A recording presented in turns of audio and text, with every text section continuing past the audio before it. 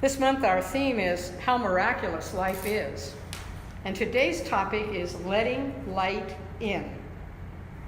And God said, "Let there be light." And there was light. And God saw the light, saw that it was good. And God divided the night, the darkness, and the light. And God called the light day, and the darkness night.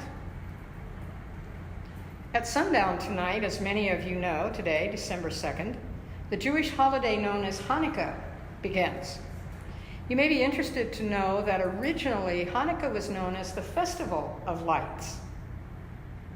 At the break of dawn, 2 days ago on Friday morning, the day after Thanksgiving, millions of Americans began draping of the lights, Christmas lights, on houses, stores, and in today's highly mobile society, even on cars and on SUVs.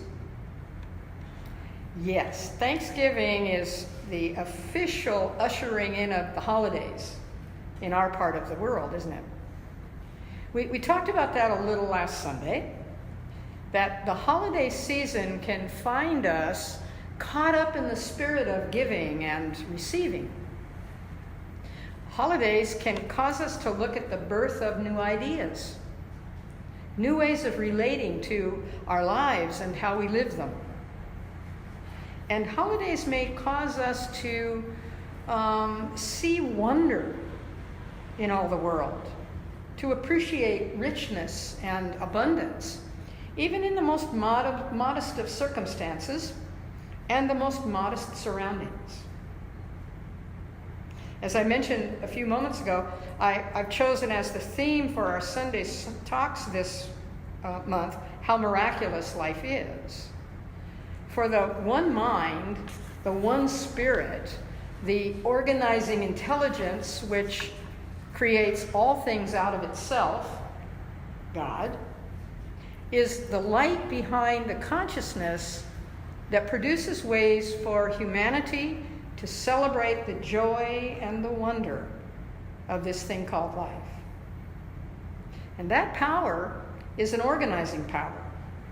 That power is worshipped and adored by some, feared and avoided by others, and sometimes denied or ignored by still others. But the one mind is the source and the substance behind everything, whether all of us recognize that or not. In the opening story of the Bible, we read the words I mentioned at the opening of the talk. The phrase, "And God said, let there be light," and there was light. God saw the light, saw that it was good, and God divided the light from the darkness. And God called the light day and the darkness night. This story, which I imagine you've recognized, is from the first chapter of the first book of the Bible. And in metaphysics, we translate that to mean and to convey to us that God creates out of itself in an orderly manner, an orderly sequence, heaven and earth, night and day, water and land, plants and animals, darkness and light. All examples of order, of sequence. In metaphysics, darkness or light refers to ignorance. We could say that day refers to intelligence and understanding. We could say then that the darkness of ignorance gives way to the light of understanding. The word light also has two aspects: illumination, which is wisdom and intelligence, and energy, which is the substance that is the foundation of all life. So in the story of the creation, where we hear the words, "Let there be light," we realize that we have available to us wisdom, understanding, and life-giving energy. Gifts of a powerful and loving creative spirit that encourages us to be in celebration of life, all the time. I think it's a tribute to humanity that diverse religions, societies, and cultures have developed so many ways of honoring the gift of life with their various holidays and celebrations. Rather than seeing these as ways to separate ourselves from others and accent our differences, I'd like to see us honor each other's rituals and respect the variety of creativity with which God expresses through humanity. I found an article in Delia Sellers' monthly magazine titled Abundant Living that really speaks to what I've just said. The article, written by a man named Tom Brown, is called Removing the Mask. And here's what Brown wrote. In India, when meeting a total stranger, one bows and says, Namaste, which means the divine spark within me honors the divine spark within you. Each time we acknowledge the light in another person, we affirm that reality in ourselves. We sometimes lose sight of the light that's within us, and we wear masks to protect those places in us where our heart is bruised or hurt. At some time, somewhere, we may have felt as though having an open heart caused us pain or humiliation. Thus, we made a decision to put on a mask, to put armor around our heart, to protect ourselves from ever feeling that pain again. He goes on to say, in the future, the real frontier will not be space. It will not be the ocean floor.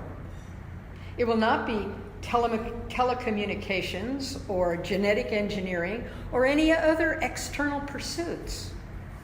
The real frontier will be in the area of human relations, when we have removed our masks and we see each other in our oneness. When that happens, we will see everything as a manifestation of the expression of divine intelligence itself. We will live at a different level of consciousness than when we got lost in appearances and limiting beliefs. This single transformation of vision is the most profound happening in human life. Scientists are now discovering that what ancient tribes have always known, that everything is connected in an infinite web, and that in the making of one blade of grass, or a tree, or a human being, the whole universe takes part. Realization of this unity brings respect, brings gratitude, brings compassion for life in all of its forms. We must remove our masks and reveal ourselves at the deepest level in order to find out how loving we really are. When we dig deeply enough into our own real nature, we do not find darkness. We find endless light. Tom Brown's words in Removing the Mask. I really like that phrase, endless light. For me, it really speaks to the eternality in each one of us. And I found myself repeating the words each time we acknowledge the light in another, we affirm that reality in ourselves. That's really another way of saying namaste. And it's the key to accepting our oneness with God and with each other. At the beginning of my talk this morning, I made reference to Hanukkah, the festival of lights in the Jewish religion, and that this 8-day celebration begins tonight. I'd like to share with you a story that I heard about a small girl and her first memories of Hanukkah. She was 6 years old, and she was in the first grade when her teacher put up a Christmas tree in their classroom and then also invited the class to participate in the lighting of the menorah. The candles in the menorah, one lit each day for 8 days of Hanukkah. The teacher told the class the story of how in ancient times the Maccabees, who were fierce Jewish warriors, fought a great battle to defend their people. She explained that they fought until all their provisions were gone, even the oil for the eternal lamp which burned over the altar in the synagogue. The burning presence of this lamp meant to the Jews that God's Spirit lived among them, and they feared that when the lamp went out, God would abandon them. But the lamp continued to burn for 8 days without any oil to feed it. And the Maccabees triumphed over their enemies. Well, the child liked the part of the story about lighting the candles, but she didn't care very much for the story about the war. And because her grandfather was a rabbi, she had been taught that the Spirit of God lives in all peoples. And she didn't really believe the story about God playing favorites. So that afternoon after school, she went to see her grandfather. And she asked him about that story of the war that the teacher had told the class. The rabbi explained to her that the meaning of the story was, in the Jewish belief, war meant a time of darkness. And in times of darkness, people told each other stories about the light to strengthen their faith and their hope. He then went on to describe that the lighting of the candles each day, or actually they're lit each night at sunset, during those 8 days of Hanukkah, were so that they could burn through the night until the sun rose the next day and brought back the natural light. He related to her the story of the beginning of the world, saying, in the beginning, darkness was over the waters, and the Spirit of God moved in the darkness like a great wind over the face of the earth. And God said, "Let there be light."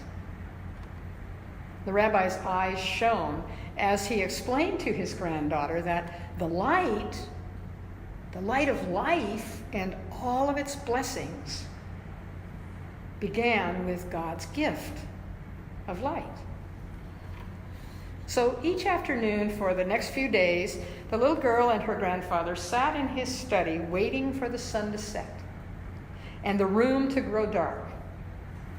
Each night they lit one more candle than the day before, until on the last night, all the candles in the menorah were burning, and the room was filled with light. The child was moved by this beauty, and she whispered, "It's beautiful, Grandpa." "Ah, yes," the old man said, "but God's menorah is even more beautiful. God's menorah is made of people, not candles." The story of Hanukkah says that God's light burns in the darkness even without oil. There is the realization that this is one of the miracles of the light. But there is much more. There is a place in everyone that can carry the light. God has made us this way. When God says, "Let there be light," it's speaking to us personally. It's telling us what's possible, how we might choose to live. But one candle doesn't do much in the darkness, does it? God has not only given us the chance to carry the light, it's made it possible for us to kindle and strengthen the light in each other, passing that light along. This is the way God's light will shine forever in the world. Isn't that interesting that those are the above word, that those words that I've just shared with you came from the mouth of a Jewish rabbi? When we dig deeply into our own nature, we don't find darkness. We find endless light. There is a place in every one of us where we carry the power of light and wisdom, understanding. We're all products of the power of the one creative mind, the one loving spirit. I think we can look at the celebrations of this holiday time with new eyes. Though many of the activities and ceremonies may not have their origins in religious rituals, we can bring new meaning and inspirations to them through our understanding of humankind's need to celebrate life. Personally, I love all the bright lights and the festive music this time of the year. I really enjoy the smells of scented candles and hot spiced cider. I especially love shopping by dialing 1-800-Land's End or opening my Amazon Prime account and ordering things through the internet. I'm still astounded that my order goes straight to the FedEx network. Their driver just shows up with the right size, the right color, and the right invoice. And though lighting a menorah it doesn't have the same emotional feeling for me as turning on the lights of the Christmas tree, I can honor and respect those traditions that are meaningful for others. What does have a profound meaning is the phrase the old man related to his granddaughter when he said, God has not only given us the chance to carry the light, it's made it possible for us to kindle and strengthen the light in one another, passing the light along. This is the way God's light will shine forever in the world. So during this month, we have the opportunity to share a variety of ideas, stories, and ways that various cultures and religions celebrate at this time of the year.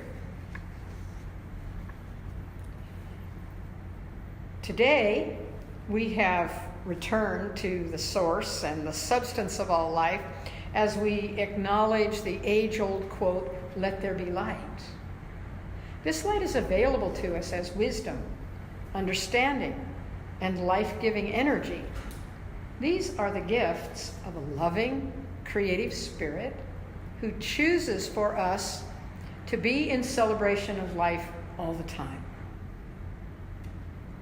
This calls to us to let our light in. Our holidays and special celebrations provide special and almost endless opportunities.